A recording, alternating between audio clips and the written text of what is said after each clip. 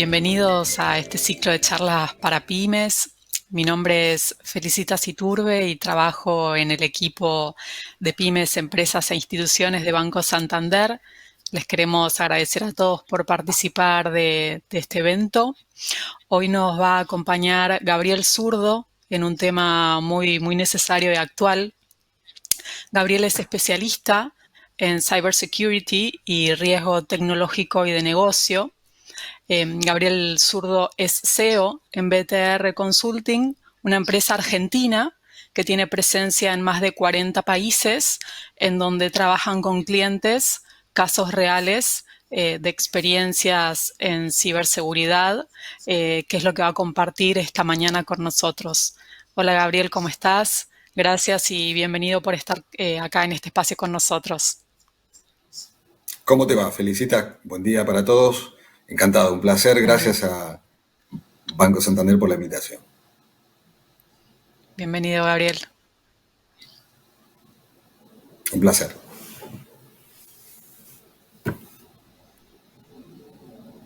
Muy bien, bueno, gracias de nuevo por el espacio. Como decía Felicita, Gabriel Zurdo es mi nombre. La idea para hoy es compartirles un poco de experiencia, lo que recogemos, lo que llamamos nosotros la experiencia de campo, qué es lo que vemos en la realidad, la información que les vamos a compartir, que simplemente surge de los proyectos que ejecutamos, investigaciones, análisis forense y casos reales. Estos son casos reales, en primera medida expresan una situación que a partir de la pandemia se disparó. Si podemos empezar con la presentación. Decía, con la pandemia, la situación se disparó.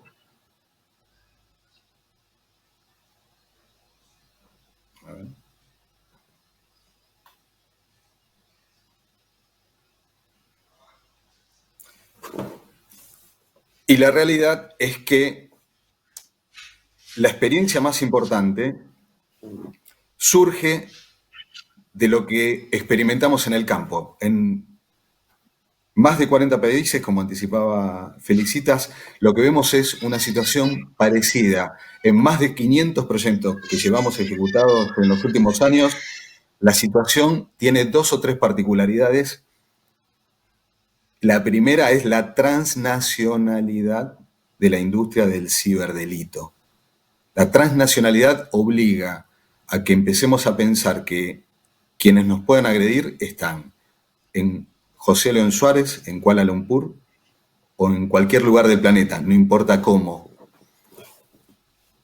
La experiencia más reciente tiene que ver con cómo la pandemia nos obligó, a partir de nuestros skills, que son estos: ciberseguridad, riesgo, auditoría, consultoría y conocimiento, transformemos nuestra capacidad de investigación y de asesoramiento a compañías, sean grandes compañías o pymes, gobiernos y organizaciones multinacionales, a partir de que esto ya no es más un problema tecnológico. Tenemos que empezar a entender que la tecnología es un vehículo, no es el driver, el eje a partir del cual nos atacan, sino que en lo que tenemos que enfocarnos es en el conocimiento.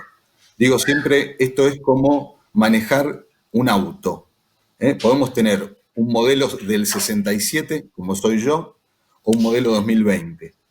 La pericia, la conciencia y la forma de manejar por la banquina, dejar pasar al peatón, sobrepaso por la derecha, o todo ese tipo de circunstancias, buenas o malas, son las que regulan nuestra condición de personas y organizaciones seguras. ¿Qué ocurrió a partir del 20 de marzo? Yo diría el 15 de febrero hacia adelante. 15 de febrero porque en nuestra experiencia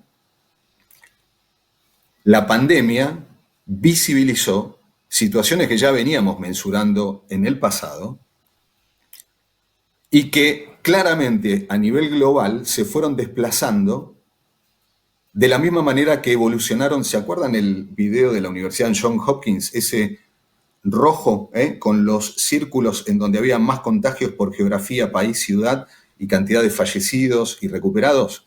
Bueno, desde el punto de vista de ciberdelito, pasó exactamente lo mismo. El 15 de febrero empezamos a ver en algunas geografías hacia Oriente que se aceleraban y multiplicaban cosas, ataques, instancias de agresión cibernética que luego llegaron a nuestras playas, a punto tal que, para que se den una idea, la determinación de constitución de la industria del ciberdelito tiene que ver con la motorización de la pandemia. Quiero decir, el World Economic Forum como organización está estableciendo que anualmente el ciberdelito está recaudando alrededor de 2 billones de dólares. 2 billones son 2.000 millones de dólares. Para que tengan una medida, solo en los 3 primeros meses del año, cuando inició todo este proceso, se registraron más de 3 millones de intentos de ataques. Intentos de ataques no constituyen necesariamente un fraude o un delito cibernético, pero sí el lanzamiento de una agresión para explorar la oportunidad de. Esto solo en América Latina y el Caribe. ¿Qué pasó en términos de fraude efectivamente?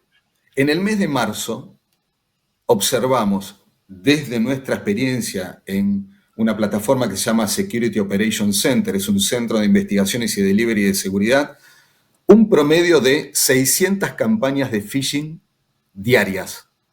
Phishing es la técnica que en el 45%, como está debajo en la slide, de los ataques y la comisión efectiva de delito, 45%, involucran una acción de phishing. ¿Qué es phishing? La utilización de un artilugio, un engaño, para que crean que les está hablando o se está comunicando con ustedes alguien que efectivamente no es, lo que se llama técnicamente suplantar la identidad. Esto propició ¿qué? Que el aumento de la cantidad de estafas y delitos cibernéticos desde el inicio de la pandemia a la fecha escaló un 70%. O sea, tenemos un 70% más de comisión efectiva de delito que antes del 15 de febrero o el 20 de marzo.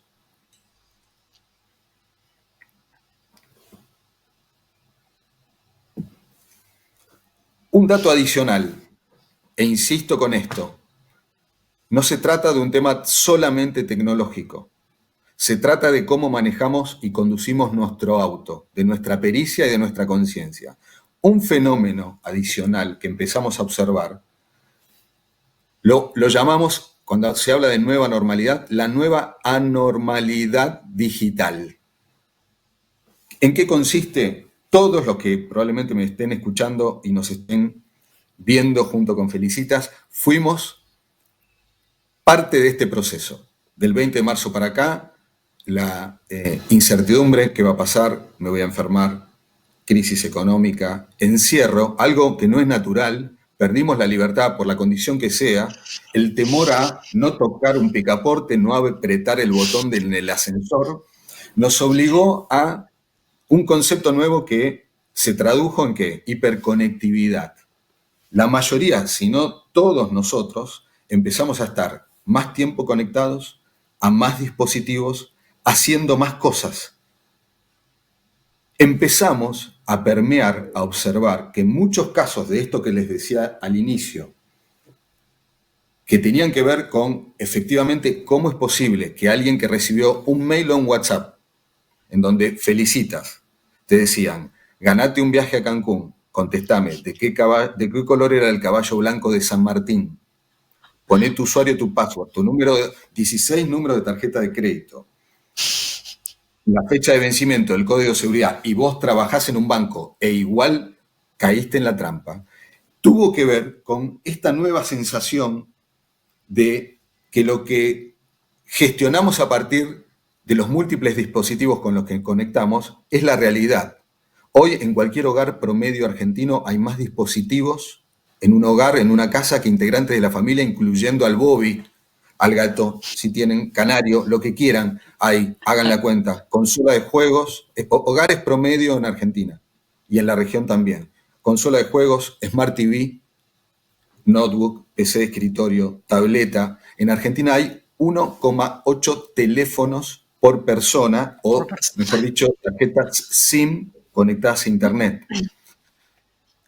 Hoy cualquier dispositivo tiene, para que se den una idea, métricas de ambiente. Estas no son cuestiones técnicas. 120 millones de veces más velocidad que todas las computadoras que se utilizaron para llegar a la Luna con el Apolo 11. Hoy cualquiera de nuestros hijos, en la tableta o múltiples dispositivos que utilizan, tienen más información que la que tenía el presidente norteamericano hace apenas 15 años, no hace 50, 15 años. Esto es lo que de alguna manera explica cómo nuestra vida está atravesada por la tecnología y vamos desde pedir una pizza, interactuar con nuestro home banking, como dijo algún funcionario en más de un país, para no contagiarse, tengan sexo virtual, asistan a clases, hablen con los abuelos, hagan cumpleaños, como muchos de nuestros hijos jueguen algún deporte por Zoom. Entonces, aumentó la cantidad de tiempo de conexión. 50% de los argentinos en edad, de mayoría de edad y en actividad laboral, reconocen que lo primero que hacen antes de lavarse los dientes o ir al baño, cuando se levantan, es chequear el celular, y lo último que hacen antes de irse a dormir es chequear el celular. Entonces, hay un factor que determina el aumento del riesgo, y esto que quiero enfatizar. Antes los ataques tenían como objeto u objetivo gobiernos y multinacionales. Las características que incorporó la coyuntura, la pandemia, la cuarentena, la hiperconectividad, lo que se llama la alucinación invertida, este esquema de vida en donde a partir de la utilización de los múltiples dispositivos y la pantalla, todo lo que vemos por ahí parece real. La alucinación invertida una alucinación es algo que no existe, pero nosotros la vemos como un espejismo en el desierto. Lo que nos está pasando es que a partir de estas tasas de crecimiento, el engaño tiene que ver con que no veamos lo que nos está pasando. Entonces, en la mayoría de los casos, los incidentes, vuelvo un minuto para atrás, tienen que ver con mayor sofisticación y mayor rigurosidad en cuanto a lo quirúrgicos de los ataques. Quiero decir, en diciembre, casi hace un año, en Wuhan, en China, se estableció la aparición de coronavirus. Fue un día cero. Existen, tecnológicamente hablando, un promedio de entre 1.500 y 1.600 días ceros de amenazas tecnológicas por mes. Y esas son solo las registradas. Entonces, reuniendo lo que les estoy contando hasta ahora, esto es transnacional, esto es masivo, antes eran gobiernos y grandes compañías, hoy involucra a gobiernos, grandes compañías, pymes, organizaciones como una bulonera en Neuquén, o una multinacional en Estados Unidos, y personas de a pie, cristianos, gente que utiliza su teléfono celular como una herramienta de trabajo. Piensen en esto. Los ciberdelincuentes empezaron a hacer teletrabajo, igual que todos nosotros. Esta es la explicación. ¿Por qué las tasas crecen a estos ritmos? 300% de aumento de ataques, 70% de aumento de comisión efectiva de delito, 130 tipologías nuevas y diferentes de ataques ocurridos en los últimos 8 meses. En el 30% de esos ataques observamos la utilización de phishing para la ejecución de actividades de ingeniería social o ciberinteligencia, en donde en el 65% de los casos tuvo que ver con lo que llamamos spear phishing, que es un ataque quirúrgico. Snifear, se llama técnicamente, espiar información sobre nosotros para luego, en el 96% de los casos, una vez hecha toda la inteligencia, dar el golpe. Ahora, ¿Qué resulta particular en esta situación? Que en muchísimos casos el protagonista de una parte importante del proceso de la comisión de delito es la propia víctima. 58% de nosotros volcamos en redes sociales nuestro teléfono, 30% decimos en dónde trabajamos, 22% en dónde vivimos y 20% a dónde nos vamos a ir de vacaciones, cuándo y con quién. Mucha de la información que es utilizada para la comisión efectiva de delitos tiene que ver con el aporte que nosotros mismos hacemos en función de qué nos gusta, cuál es nuestra apetencia, a dónde vamos, de qué club somos hincha, qué marca de autos nos gusta, cómo se llaman nuestros hijos, en dónde vivimos. En función de eso, la posibilidad de incluir un carácter especial, como insisto con Felicitas, usarla como pivot. Si te mandan un mail diciendo de qué color es el caballo blanco de San Martín, ganate un viaje a Cancún, contéstame estas 3 preguntas, pone tu usuario y tu password, la tasa en pandemia es que cada 10 personas, Felicitas, que reciben este mail, WhatsApp o algún mensaje por una red social interno, un mensaje de Instagram o de Facebook, 4 exploran de qué se trata, se sienten tentados y de esos 4, el 75% ingresa sus datos. En la pandemia esto aceleró y no solo con, por ejemplo, fenómenos como el secuestro de WhatsApp, el secuestro de cuentas Instagram, sino la apropiación de transferencias de fondos en compañías como más de una que nos está escuchando, que nunca la hicieron, pero que fueron interceptados a partir del momento en que cayeron en un phishing con la multiplicidad, insisto con el resumen, multiplicidad de dispositivos, hiperconectividad, alucinación invertida, la probabilidad de que caigan en el engaño cada vez es mayor. Estamos llenos de casos testigos que ejemplifican este tipo de situaciones. Gabriel, seguramente estamos tan bombardeados de información, ¿no? Que eso nos lleva a no mirar esos mails quizá con un poquitito más de detalle o de desconfianza, ¿no? La traducción, Feli, es la pulsión tecnológica hermanada al bombardeo de información hace que vos gestiones un link, entrar a un link, cargar tus datos, atender un mensaje de manera instantánea sin pensar. Con estos volúmenes, 187 millones de intentos de ataques en el primer trimestre del año. Fíjense el delta, entre enero y marzo pasamos del 17 al 131%, de incrementos de ataques. Esa pulsión de la que hablo ha enfocado en 5 frentes que fueron las víctimas seleccionadas por, y acá voy a hacer un hito, la industria del ciberdelito.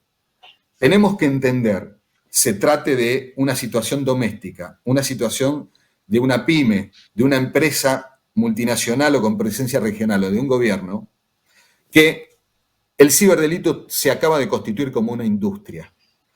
El World Economic Forum estableció que antes de la cuarentena el costo por el daño del ciberdelito era de $6 billones anuales. Post pandemia, el cálculo está escalando al doble aproximadamente, y es conservador, a $12 billones por año. Pero lo preocupante son estos 5 títulos que no necesariamente están organizados en términos económicos o de densidad monetaria, sino de significatividad para nosotros, como especialistas en esto que trabajamos 110% del tiempo. Los frentes que han atacado todo esto que les estoy relatando tienen que ver, en primer lugar, con los chicos, los menores. Seguramente casi todos los que nos deben estar escuchando y viendo son papás, tíos, abuelos o tienen algún menor dando vuelta, a cargo o en cercanías mientras hacen home office. Los chicos, decimos, están más sueltos que nunca. Siempre cuento una experiencia, en la puerta del FBI hay una placa en una sede que dice, Internet nos conectó con el mundo. Lo que no sabemos es quién del mundo se conecta con nosotros. Esto aplica para los 5 frentes que estamos viendo. Lo segundo tiene que ver claramente con la instancia de fraude económico. Las compras en Internet, según la Cámara Argentina de Comercio Electrónico, crecieron al 106%. El teletrabajo como una nueva puerta de acceso que expuso situaciones de seguridad y amplió la ventana de riesgo, tanto para las personas como para las empresas. Claramente, el home banking y las transacciones con tarjetas de crédito.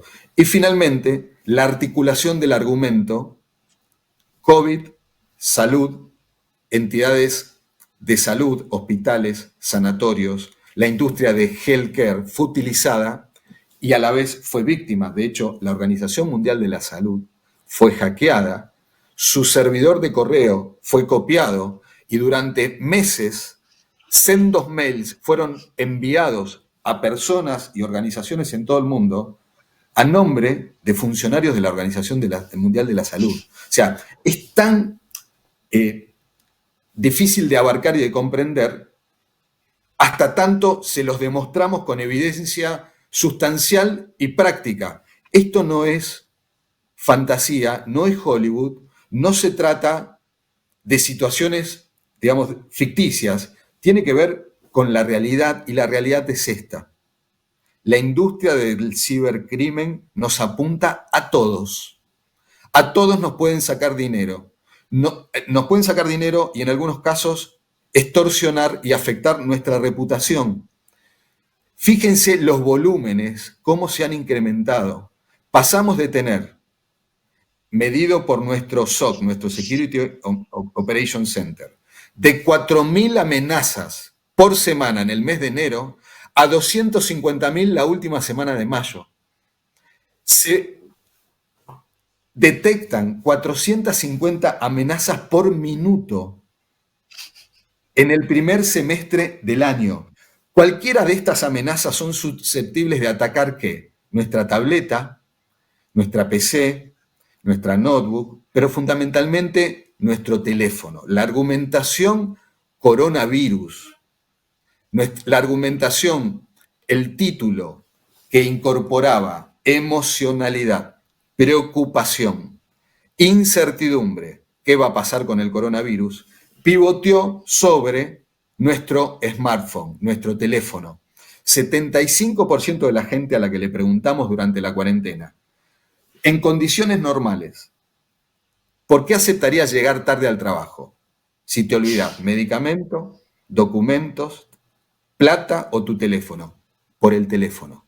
65% de la gente dice, reconoce, felicitas, que mira el teléfono mientras maneja, pero aclaran, en un congestionamiento o en un semáforo. La realidad es que el organismo de control de tránsito español dijo y calculó que atender un WhatsApp y leerlo mientras manejas a 100 kilómetros por hora es lo mismo que lo hagas si te tapo los ojos durante 300 metros. Responder el WhatsApp, cosa que hacemos todos, después de haberlo recibido, es lo mismo que manejar durante 600 metros a 100 kilómetros por hora con los ojos tapados.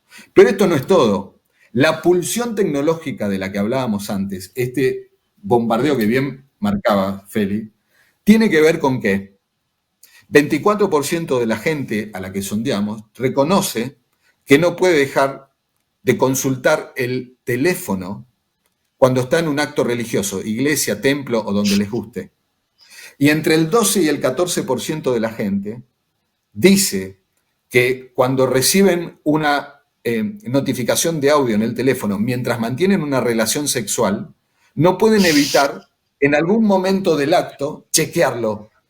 Esto es lo que explica cómo la industria nos ha cooptado y cómo les debo advertir que la probabilidad de que caigan víctimas de cualquiera de estos engaños masivos, transnacionales, dirigidos por una nueva industria que es súper lucrativa, tiene que ver con esta situación hipnótica a la que nos exponemos permanentemente, que hace que, por ejemplo, un usuario nos diga, compré una notebook por internet y me llegó una piedra en una caja, o participé de un bingo en un vivo de Facebook, compré con dinero mail y nunca, después de haber ganado un cartón, nunca me pagaron. Hasta hay videos ficticios de gente que gana premios, o situaciones como el secuestro y rescate de un WhatsApp, o el sexting, la porno venganza, el sextortion. Recuerdo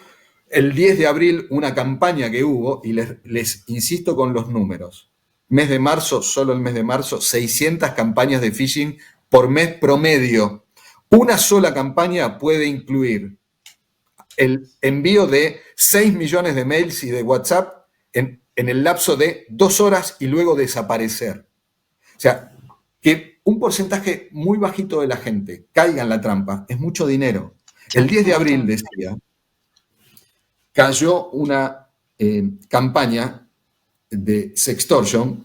Los usuarios recibían un WhatsApp, que decía, sabemos que te gusta el porno, instalamos un malware en tu máquina, en tu dispositivo, tomamos el control de tu cámara, te tenemos grabado, copiamos tu lista de contactos, si no nos pagás $2.000, vamos a difundírselo a todos tus contactos, familia, compañeros de facultad, trabajo y demás.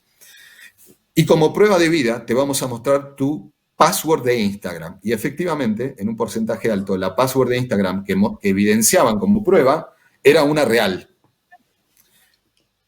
Para que entiendan, cuando hablamos de contraseñas, repito lo mismo de siempre. No usen 1, 2, 3, 4, como algún amigo que tenemos cerca, ABCDE, nombre de su mascota, porque saben que además publican insistentemente fotos con el nombre de la mascota en Instagram, nombre de la calle en la que viven, la marca del auto que les gusta, su número de teléfono, extrañamente. Cada vez son más fáciles de descubrir las passwords. Cada vez tenemos más passwords, 60% de la gente tiene la misma password para todo, 30% de la gente reconoce que la escribe en un documento que se llamen como, Feli, ¿cómo se llama ese documento? Claves. Claves o contraseñas, o en un cuadernillo. Pero lo peor es que los usuarios y las passwords se comercializan. Las filtraciones de datos, lo que se llama técnicamente leakage, que hay alrededor del planeta, se reúnen en sendas bases de datos en donde uno puede comprar al por mayor, dame 100.000 usuarios con sus passwords, de las cuales muchas pueden no estar vigentes, pero muchas están vigentes. Entonces, la estafa de sextortion, esa del 10 de abril a la que remito, hubo muchísimas. ¿De qué se trata? De una cuestión probabilística. Hay mucha gente que, subsumida en el proceso, cuarentena, encierro, incertidumbre, bombardeo, estado hipnótico, alucinación invertida, estoy conectado desde que me levanto hasta que me voy a dormir. Mi pareja, mi marido, también están los suyos, los chicos en la escuela, no tengo quien me ayude, no podemos salir. Cada vez aumenta la probabilidad de que nos compremos la idea de que lo que nos están proponiendo efectivamente es verdad. Porque si no, de otra manera no se explica. Entonces, acá quiero incorporar un concepto diferente, que es el eslabón más débil de esta nueva cadena, que somos nosotros. La llamamos el factor humano, lo que depende estrictamente de nuestra conducta, nuestra disciplina y nuestra educación, que es lo que estamos haciendo ahora. Esto no es una cuestión tecnológica. Podemos tener todos los antivirus, todos los antimalware, todos los dispositivos a manera de domo de protección cibernética, como lo tiene el Estado de Israel, tiene un domo para protegerse contra ataques de misiles. Bueno, ese domo también fue vulnerado de alguna manera. Entonces, la tecnología es tan dinámica que la aparición de soluciones, específicamente en nuestro teléfono, se desdibuja. ¿Por qué? Piensen en esto y respóndate. Te pregunto a vos, Feli, ¿cuántas veces tomaste un curso, antes te digo, un teléfono celular tiene una vida útil promedio de 2 años. Usamos aproximadamente entre las que vienen precargadas y las que cargamos en nuestro teléfono, unas 22 aplicaciones promedio. Y 3,5 redes sociales por semana, incluyendo a WhatsApp. ¿Cuántas veces, Feli, tomaste un curso o algún tipo de instrucción respecto a administración de seguridad en tu teléfono celular? No, en el celular nunca. No hay. Segunda pregunta, y si querés me decís nombre y colegio también. ¿En dónde están almacenados y bajo qué condiciones los datos de las aplicaciones con las que interactúas en tu teléfono celular? En la nube o en el celular, ¿En no cuál sé. nube? La respuesta En es internet, en nobody internet. knows. Ah, Exactamente, en la nube. La respuesta en es el éter. en la, en la nube. Entonces, a ver, cada vez más la exposición por parte de la interacción de nosotros como usuarios se explica de la siguiente manera. Hace 3 meses hubo una experiencia masiva y popular que fue FaceApp. ¿Se acuerdan de FaceApp? Es una plataforma Sí, sí. que el año pasado aparecía como una plataforma que nos mostraba cómo seríamos cuando fuéramos viejitos, y este año la versión era cómo seríamos si fuéramos del otro sexo o del sexo opuesto. Lo que la gente no sabe fue que esa aplicación es una aplicación rusa, que cuando dimos OK para usarla en el agreement, dimos permisos para que FaceApp utilice desde dónde nos conectamos, cuál es nuestro ISP, la configuración de nuestro teléfono, la lista de contactos que tenemos, todo, absolutamente todo. Sí, yo 150 millones de personas. debo sincerarte, Gabriel, que soy muy desconfiada. Entonces, cuando veo alguna de esas aplicaciones, salvo que sea una muy, muy conocida, no ingreso por todos los accesos que uno ve que da. Pero bueno, Uh-huh. todas mis hermanas me lo mandaron y me veía si era parecida a mi hermana, si era parecida a mi hijo. La mayoría de la gente lo consume. Bueno, ahora el punto es este, es decir, cuando hablamos de comisión efectiva de delito, se cae de maduro lo que voy a decir, pero es algo que no necesariamente tenemos a la mano y que la inmediatez con la que vivimos no nos lo permite razonar. Si van a conectarse al home banking de Santander, traten de hacerlo desde una conexión segura. No lo hagan desde el bar de la esquina o háganlo tomando las medidas de seguridad que correspondan. Quiero decir, la pulsión, la invitación permanente a que hagamos lo de FaceApp y ni siquiera tengamos registro de a quién le estamos entregando nuestra información, es un caso testimonial sobre cómo tenemos que elaborar nuestra conciencia para actuar en el mismo sentido cuando se trate de una transacción económica que tiene que ver con la operación de nuestro negocio o, por ejemplo, subir una foto de nuestros hijos a redes sociales. Tenemos en Francia el primer juicio de la historia de un chico francés de 21 años que está demandando a los padres porque desde que nació, a partir del momento de la aparición de redes sociales, toda su vida la contaron en Facebook. Y este chico dice, mira, yo no quería que mis padres vulneren mi intimidad y privacidad desde que estaba en pañales, me recibí en la escuela y si tuve novia, novio o lo que sea. Bueno, juicio. Entonces, no hay ley del olvido. Lo que vayamos a postear no solo puede ser utilizada como un mecanismo para engañarnos, como un instrumento, sino que además puede perjudicarnos en el futuro desde el punto de vista de otra instancia que también nos preocupó mucho, como puse el caso del 10 de abril de esa campaña. Le preguntamos a damnificados y extendimos la muestra a muchísima gente que nos dijo que el 24% sobre una muestra de alrededor de 4.000 personas, más algunas víctimas, el 24% reconoció que tuvo algún tipo de situación incómoda similar al acoso en medios digitales respecto de envío compulsivo de pornografía, o situaciones incómodas de imágenes de desnudez. El 18% de esto es gente entre 15 y 45 años, en donde especialmente entre 15 y 21, en la mayoría de edad, hay una práctica súper extendida que es el sexting, que es el intercambio de imágenes y videos, fotos y videos de desnudos o situaciones con poca ropa, digámoslo así. Pero decía, el 18% confirma que la extorsión es mucho más frecuente a partir de haber entregado cierta imagen y sin su consentimiento saber que se viralizó por terceros. O el 10% de los mayores de 18 años dice que es muy común distribuir y compartir información sin el consentimiento de terceros, es decir, lo que normalmente hacemos o hacen terceros, cosa que es muy difícil de parar en grupos de WhatsApp. WhatsApp se ha convertido en, como digo siempre, el grillete, la cadena electrónica. Todos los que están escuchando y viendo, incluida Felicitas y yo, tenemos apenas a 15 centímetros de la mano nuestro teléfono. Estamos conviviendo con el dispositivo que nos traquea y claramente respecto de este tipo de situaciones, el 65% la responsabilidad tuvo que ver con hombres. En un informe que publicamos hace poquitos días, que se llama Violencia de Género Digital, encontramos sobre una investigación hecha a 3.000 personas, algo más de 3.000 personas, que el 47% de las personas que entrevistamos fueron acosadas. Obviamente de ese 47%, el 56% eran mujeres.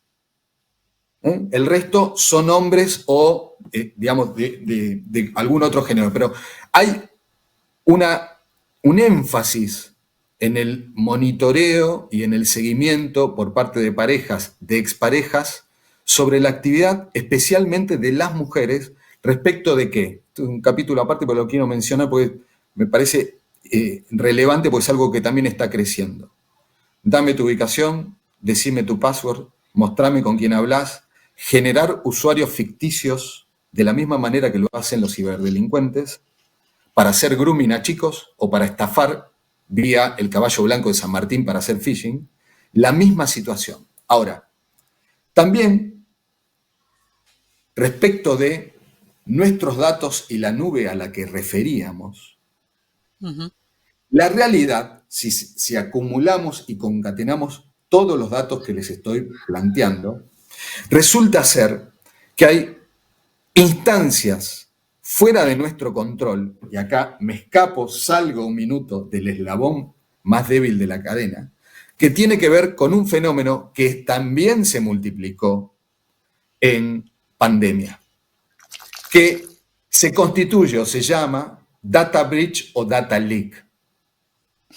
Cientos y miles de empresas, organizaciones y gobiernos han expuesto nuestra información o su información que no se incluye por impericia, por negligencia o simplemente por falta de esquemas de control. Este factor es un agravante más que se ejemplifica a partir de la situación que experimentamos con Zoom, por ejemplo, el protagonista primario de la situación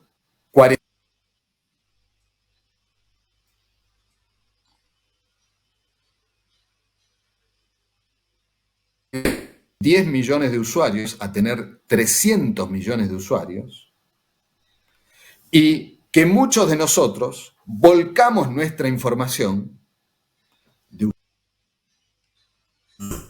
nuestras condiciones de conectividad,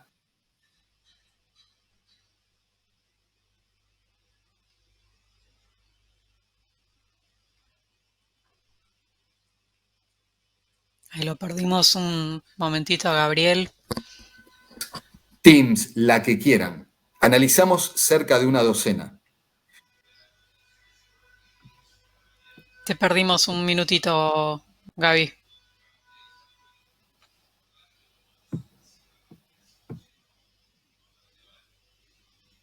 Estamos teniendo algún pequeño problema con la conexión de Gabriel. Gaby, no sé si vos nos escuchás. Ahí estamos. Ahí volviste, te desfrizaste. Ahí está, hablando tanto de tecnología, nos frizamos. Decía, retomando, el data leakage, el data breach o la exposición de datos se explica, por ejemplo, las múltiples aplicaciones que surgieron apenas arrancó la cuarentena, la pandemia y la cuarentena. El gobierno de Qatar sacó una aplicación móvil para monitorear a la gente con coronavirus en cercanía a través de Bluetooth. Duró 48 horas, exponía todos los datos de los usuarios que se conectaban y la gestionaban. Algún gobierno expuso involuntariamente los datos de todos los usuarios que gestionaban el permiso de circulación por la cuarentena con todos sus datos filiatorios. Encontramos en Dark Web, la Internet no indexada ni por Google ni por el resto de la veintena de buscadores que hay, la base de datos de la población de Taiwán, con todos sus datos filiatorios, mail, antecedentes penales, médicos, número de teléfono, a $2.500 por valor de venta. La base de datos de la población de Ecuador, expuesta a partir de una defectuosa campaña de email marketing. Quiero decir, esto no es paranoia, esto es generarles un insert para que elaboren un pensamiento mecánico de que cada vez que tengamos que tramitar información que sea relevante, importante, personal, pensemos en los riesgos a los que nos podemos exponer a nosotros, a nuestro negocio y a nuestra familia. Explicarlo, Aparte, la pareciera, Gabriel, situación. ay, perdón, ahí te había frisado un ¿Estamos, segundito. Feli? ¿Me Digo, escuchás? ahí te escuchamos. Pareciéramos estar todos expuestos, como vos decís, ¿no? No discrimina ni nacionalidad, ni envergadura, ni ente público, privado. Pareciera que la toma de conciencia y el salir de este automático, como vos decís, es parte de la clave para prevenirlo un poco, ¿no?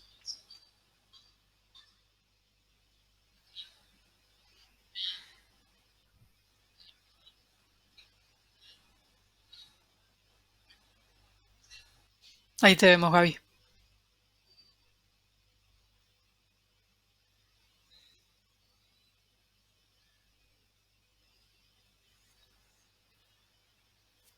Ujú. Ahí Así estás. es. Y como ejemplo, para, yo hablé antes de Zoom.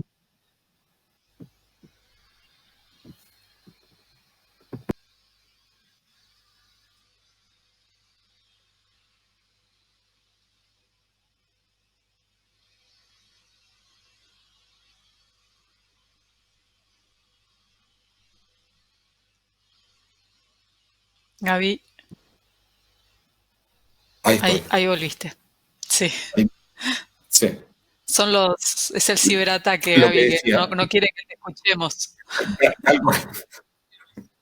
Hay un Me hacker están ahí que contraatacando. quiere que hable, Eh, no quiere que hable. Acordate que no es un hacker, es una industria. Es cierto, Para son muchos. redondear, para, para re- para redondear el concepto de data leakage o fuga de información, es decir, que no constituye necesariamente un ciberataque, es una mecánica de exposición de nuestra información que tiene otro patrón de conducta. Inventaríamos 2.000 sitios Zoom falsos. O sea, contamos, en vez de www.zoom.com o .us, falsos, ficticios, que el propósito que tenían era hacerte pisar el palito, digámoslo así, para exponer tus datos, robártelos, tus credenciales bancarias, tus credenciales de autenticación y demás. ¿Cómo se sostiene esto a lo largo del tiempo? Siendo, como dije antes, una industria cada vez más redituable que mantiene una estrategia que yo digo, lo grafico utilizando la simbología de una mesa. ¿Me escuchás, Feli? ¿Estamos bien con la conexión? Sí, sí, está perfecto. La ciberdelincuencia y esta industria, para que se den una idea, en Argentina se atacó un organismo público hace 2 meses. La misma banda, que se llama Netwalker, atacó una semana antes la Universidad de San Francisco, la que pagó 1.4 millones de dólares, y 15 días después la empresa de luz de Pakistán. Con 21 días de diferencia, la misma banda atacó 3 locaciones en distintos continentes con el mismo software, que tiene 2 particularidades. Una nueva técnica que se desarrolló durante la cuarentena que se llama RAS, Ransomware as a Service. Ransomware es un tipo de virus, malware concretamente, que encripta el contenido de tus servidores y tiene lo que se llama la triple extorsión. Te lo encripta, te lo secuestra y te dice, si en 72 horas no me pagás 3.5 millones de dólares, a las 72 horas se duplica 7 y luego de esas segundas 72 horas vamos a exponer tus datos y a subastarlos en un sitio público para que lo compre quien quiera, seas una empresa, un gobierno o una persona. La particularidad de esto es que estas empresas incorporaron lo que llamamos el sicariato tecnológico. Incluyen individuos físicos que conocen la coyuntura, la economía y el uso y costumbre, que claramente entre California, Argentina y Pakistán son distintas, en cada país. Pero eso no es todo. En la dark web, en la internet, para que se den una idea, la internet a la que accedemos a través de los buscadores es el 10% del universo de internet. El 90% no está indexado. En ese 90% que se organiza entre deep y dark web, lo que llaman darknets, es como la capital y los 100 barrios porteños, veámoslo así, existe una universidad que se llama Hacktown, que es una universidad donde podés entrenarte, recibirte y no solo eso, te buscan trabajo, te contratan para convertirte en un ciberdelincuente. Entonces, quiero graficar, es decir, esto no es paranoia, esto es algo que nos va a pasar a todos en algún momento y que la dificultad, y solo tomando esta banda, la que atacó estos 3 empresas muy distintas entre sí, que es Netwalker, hay otra rusa que se llama Sodinokivi, tenemos un gran problema. No están identificados, no sabemos quiénes son.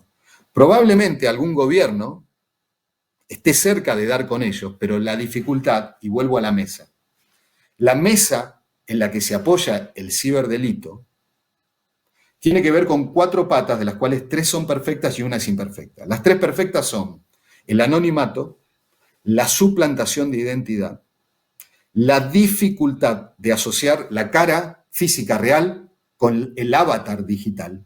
En consecuencia, no sabemos quién está del otro lado de la pantalla.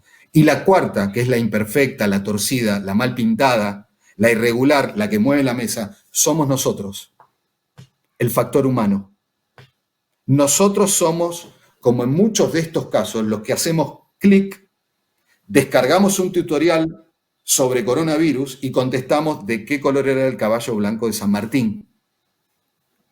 En consecuencia, la nueva anormalidad, la anormalidad digital, propició que el teletrabajo, como una de los 5 frentes de las que hablé antes, los chicos, home banking, tarjeta de crédito, e-commerce, argumentación, coronavirus y el teletrabajo, sean los canales por los cuales tenemos que prestar atención, más allá de que hay muchas compañías que están haciendo el cálculo de, por ejemplo, en Estados Unidos, cuánto dinero me ahorro por año por tener a la gente trabajando desde casa. Lo que todavía está un poco verde y en el caso de compañías chicas requiere un esfuerzo adicional es securitizar las conexiones y las formas con las que la relación de uno, nosotros, a N, el banco, nuestros socios, nuestros clientes, la familia, nos vamos conectando y lo hacemos de manera segura.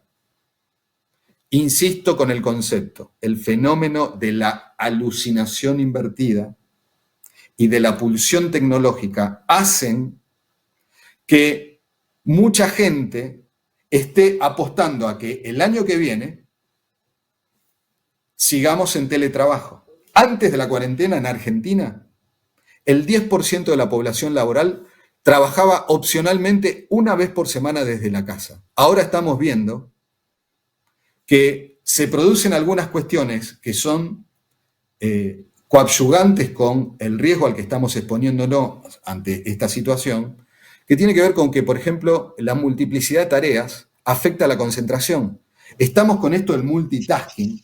El 40% de nuestro tiempo conectados lo utilizamos para ir organizando lo que tenemos que hacer y switchando si me conecto por Meet, me conecto por Teams o por alguna otra plataforma. Entonces, tenemos un compromiso desde nosotros para con quienes nos conectamos para en el 2021 hacer que nuestra forma de vida digital sea más segura y nos reduzca la posibilidad de que esto se convierta en un daño, en un dolo o en un efecto económico negativo.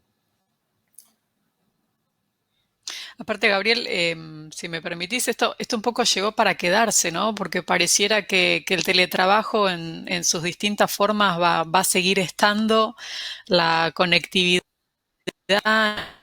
mucha gente aprendió a hacerlo y se va a ir mejorando el ciberataque más nuestra propia experiencia, ¿no? Va a formar parte de nuestra vida esto ya. Así de sencillo como lo dijiste, Feli, yo creo que le vamos a tener que sacar el tele y el ciber. O sea, no hay más ciberdelito. Hay delito que, como planteamos antes, delincuentes que hacen teletrabajo. No hay más teletrabajo, hay trabajo. Vamos a tener que naturalizar la forma en la que vivimos, por lo que todos estamos escuchando y viendo, la cuarentena, las vacunas, esto no se termina en un par de meses. Vamos a tener que hacer gimnasia, como andar en bicicleta y practicar esto. Y finalmente me quiero dedicar a los pandemials y a los chiquitos que nos preocupan especialmente porque los patrones y los vectores para comisión efectiva de delito y ataques que hemos visto para todo lo que les conté son los mismos que se utilizan para engañar a los chicos, hacer grooming y abusar desde el punto de vista de imágenes digitales. La nueva categorización es la siguiente. Nacieron desde enero a la fecha más de casi 120 millones de bebés y los chiquitos hasta 12 años son los que calificamos como pandemials. Estos chicos son los que van a tener que lidiar a futuro con algo que están permeando como súper normal, que es asistir a clase, hacer su cumpleaños, hablar con los abuelos, jugar en TikTok, calificado por los chicos como el patio de juegos digital en cuarentena, a lo que los papás no accedemos.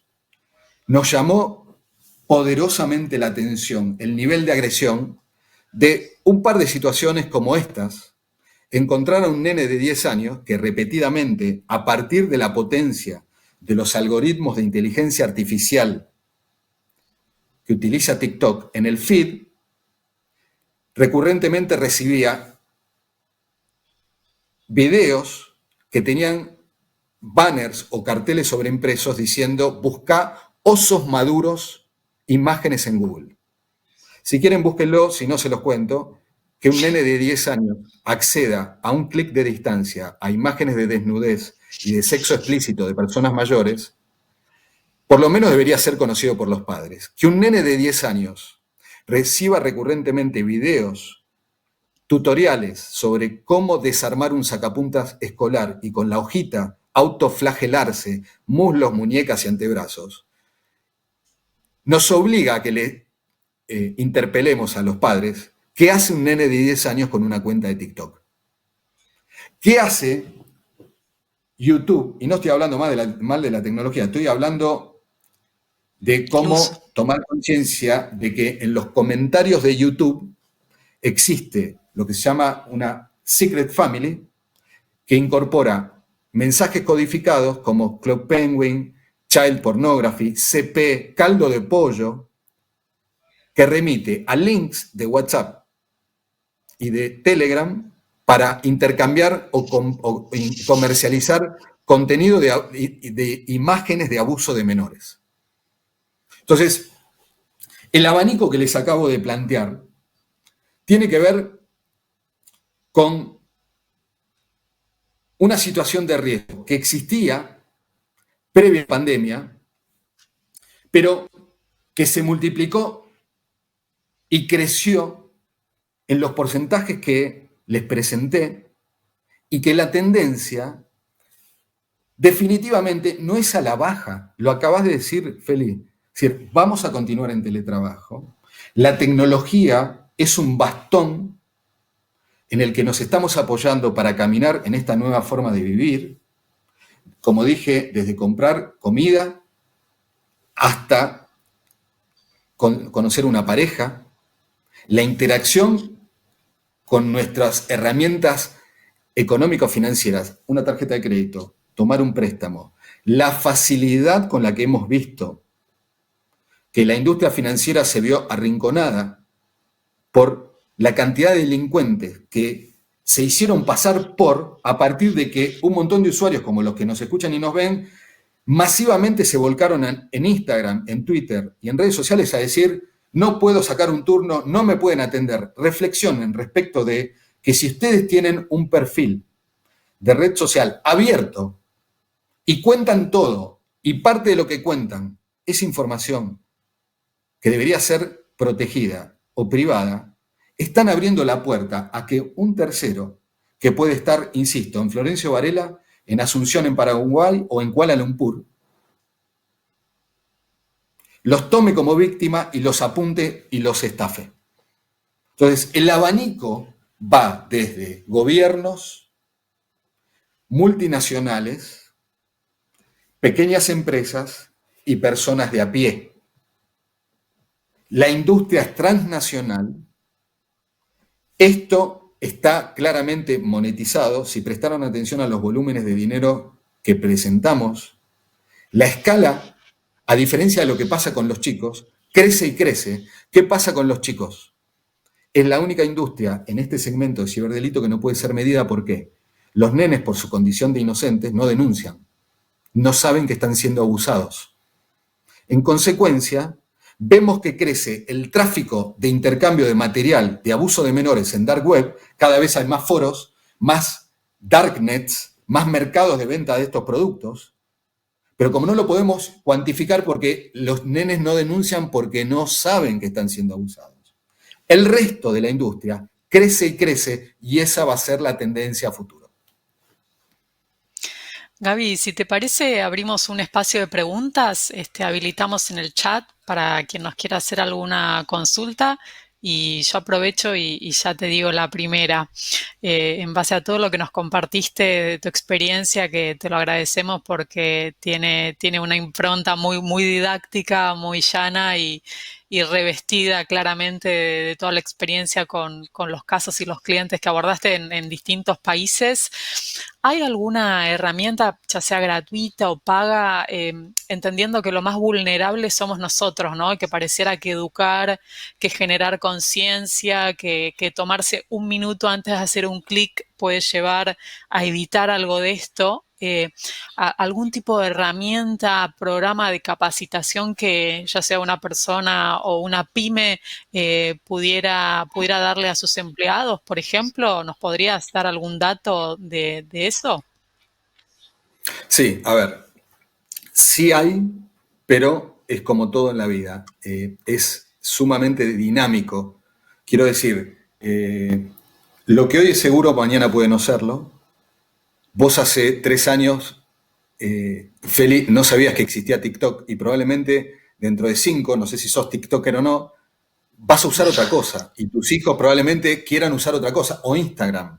Entonces, la dinámica tecnológica hace que el establecimiento de rutinas de protección sean la base, es el cimiento de una casa. El resto, levantar paredes, ventanas, puertas y techos, depende claramente de nuestra gimnasia. Definitivamente hay que empezar a incorporar un costo en la gestión del negocio, sea de una empresa multinacional, grande o una pyme. Por eso hacía la simbología que es fáctico, real.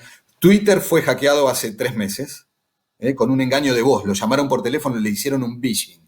Al operador de seguridad, de la consola de seguridad de Twitter, una compañía que claramente no tiene problemas de recursos y presupuesto en capacitación, herramientas y demás, lo llamaron y le dijeron al que estaba de guardia, soy tu jefe, dame las contraseñas, y se las dio, después de varios intentos. A una bulonera en Neuquén le encriptaron todos sus sistemas. ¿Pudieron seguir haciendo bulones? Sí, pero no podían facturar, no podían cobrar y no podían acceder al home banking, no tuvieron que hacer todo un cambio operacional. Entonces, la respuesta es, ¿tienen que tener antivirus? Sí. ¿Antimalware? Sí. ¿Tienen que empezar a conectarse a home banking o a lugares en donde la transacción es sensible o debería estar protegida de manera segura? Sí. ¿Tienen que administrar el sistema operativo? Piensen en esto. Cada vez que el teléfono, a diferencia de una notebook o de una PC de escritorio, es mucho más inestable en términos de seguridad, el teléfono, porque nos conectamos, nos descargamos muchas más aplicaciones que en una PC. Los antivirus en los teléfonos hacen poco y nada. Entonces, la respuesta es sí. Digo siempre, tener un antivirus y no actualizarlo es como casarnos y salir los jueves y viernes con los muchachos a jugar al fútbol y luego a tomar algo. En algún momento nos van a sentar y nos van a decir qué es lo que querés hacer, decidite, o los muchachos, o tu casa, tener un antivirus, un antimalware. No actualizarlo es lo mismo que nada. Entonces la respuesta es, esto es un proceso, hay que educarse, esto que hace el banco es una piedra fundacional para entender que los delitos que hoy experimentamos no son los mismos que dentro de 3 meses, no dentro de 3 años. Cuando yo digo 1.500 a 1.600 días ceros asimilables a coronavirus, por mes es solo una parte. Hay un montón de otros que no están ni siquiera registrados. Entonces, hay herramientas, hay que ponerse a trabajar. Y la primera parte del trabajo es tomar conciencia de que esto es una responsabilidad nuestra. Bien, acá tengo una pregunta, Gaby, y es respecto del backup de información. Digamos, ¿cómo, dado que, de hecho yo te hablo acá desde la computadora del trabajo, ¿no? ¿Cómo podemos hacer o qué recomendás para backupear información? ¿No? Si es recomendable o no, respecto de la información que uno también tiene en el celu, ya explicaste que estamos mucho más expuestos, pero por ejemplo en las computadoras, ya sea laptop o una PC de escritorio, ¿hay alguna manera de backupear esa información frente a algún ataque? Bien, para eso y simplemente para que sientan el dolor, imagínense sus vidas, terminada esta charla, sin WhatsApp. Hombres mayores de edad en actividad laboral, hacemos, y lo voy a hacer artísticamente, este gesto. Este gesto, antes de la cuarentena, 190 veces por día. En cuarentena, en pleno momento de cuarentena, de encierro total, 240 veces por día. Mail, notificaciones, redes sociales, home banking, cotización en la bolsa. Imagínense sus vidas sin... Y a toda hora. Imagínense sus vidas sin WhatsApp. Imagínense unas 15 empresas en Argentina en los últimos 45 días fueron víctimas de ransomware. Esto que encripta y te dice, pagame, porque si no, no te devuelvo y expongo y subasto tu información. La tendencia tecnológica, como te pregunté antes, Feli, es que tus datos acá y en las plataformas que usamos para gestionar nuestro negocio, administración, contabilidad, facturación, planeamiento de la producción, estén en la nube. Muchos de estos agresores inhiben tu capacidad de conexión incluso en donde están los backups, o incluyen a los backups cuando son hechos en algún módulo separado de tus datos productivos, de tus datos reales, pero también los incorpora. No siempre, pero es así. La recomendación es, hay múltiples dispositivos para hacer backup y asegurarse, pero las medidas de rigor fáciles, no hace falta ser un técnico en esto. Lo primero es, hagan un inventario de qué es lo que necesitan backupear, no de lo que el técnico les diga que les backupeó. Órdenes de compra, órdenes de pago, facturas, asientos contables, liquidación de... Hagan un inventario. La mayoría de las veces que nos encontramos con situaciones, cuando decimos, ¿quién tiene el backup? Está en la nube. ¿Qué hay backupeado en la nube? Después te lo contamos porque no lo tenemos documentado. La primera medida es inventario de backup. Y la segunda es el ciclo de backup. Articúlenlo en función de su expectativa de riesgo. Es decir, si hacen un backup cada 6 meses y no le va a servir, claramente. Tampoco hagan backup todos los días si backupean mucha información. Pero recursos cada vez más baratos y disponibles hay un montón. Es fácil de encontrar. Bárbaro. Bueno, a ver, otra pregunta más. Respecto de los mailings, ¿podrías darnos algunos 2, 3 datos, dicen acá, ¿no? De un remitente a veces conocido, vos diste algunos casos durante la charla. ¿Hay 2, 3 cosas que puedo mirar en un mail que me puedan despertar algún tipo de sospecha? En esto del generar conciencia, seguramente, ¿no? La pregunta tiene que ver con eso. ¿De qué puedo desconfiar? Bien, a ver, cada vez es más difícil.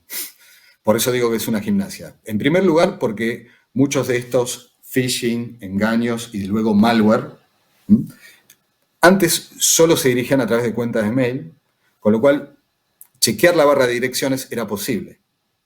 Hoy vienen a través de WhatsApp, en donde el entorno es más visual, y a través de redes sociales, en donde el entorno definitivamente es visual. Entonces, si el supuesto mail dice viaje a Cancún y en vez de ser Cancún Turismo por inventar algo, dice JP31 Ucrania ampersand, signo de admiración, 999 asterisco, no es viaje a Cancún. Si en lugar de decir HTTPS al principio, dice HTTP, la probabilidad y el riesgo de que sea un sitio falso es mayor. Ahora, nos hemos encontrado que aún teniendo la S de security, también redirigía a un sitio fraudulento. Lo siguiente que se busca, lo que pasa que, para el usuario, muy buena pregunta, nosotros, como organización, hacemos testing para nuestros clientes sin avisarle a la dotación, a los empleados, y los engañamos para medir el nivel de conciencia y el grado, digamos, de caída en la trampa, llamémoslo así. ¿Y qué incorporamos? Agregar en el 41% de los casos, en la medida, una letra de más. Si se tratara de Santander, 2E, con la misma estética y colores, y copiando el sitio.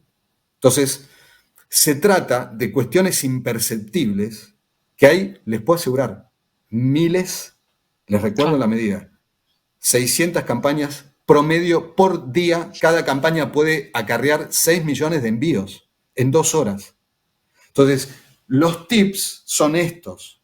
Lamentablemente, lean, traten de identificar errores, no descarguen attachments o links que les parezcan sospechosos, pero otra vez, insisto con esto es una gimnasia y la pulsión tecnológica nos empuja, nos invita a que no lo hagamos.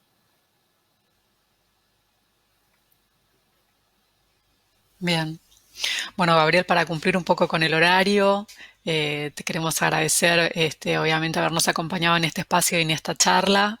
Fue muy grata compartir toda tu experiencia y bueno, que nos llenemos de herramientas paso a paso y poco a poco para poder ir atravesando todas estas situaciones y sentirnos un poco más seguros y como dijiste, pareciera pareciera ser clave que nuestro comportamiento y lo que podamos desconfiar, sobre todo de cosas que o no estamos esperando, o links que son un poco novedosos, nos haga un poco de ruido y nos podamos proteger un poco más. Como al comienzo de la charla dijiste, somos el eslabón más débil, pero a la vez pareciera que la detección del ojo humano sigue siendo clave para prevenir mucho de todo esto, ¿no?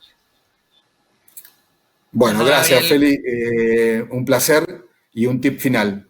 Esto no es dale. paranoia, es conciencia de educación, pero especialmente para los chicos. A los papás, Mm, hablen con los chicos con las palabras justas. Díganle que un poco el marco que planteamos tiene que ver con que existen individuos que se hacen pasar por nenes usando el mismo patrón de conducta que los que defraudan a empresas, a bancos, a gobiernos, para engañarlos. Y díganselos con las palabras justas. Gracias de nuevo por la oportunidad, un placer, Gracias, gracias Gabriel. por la invitación. Nos vemos.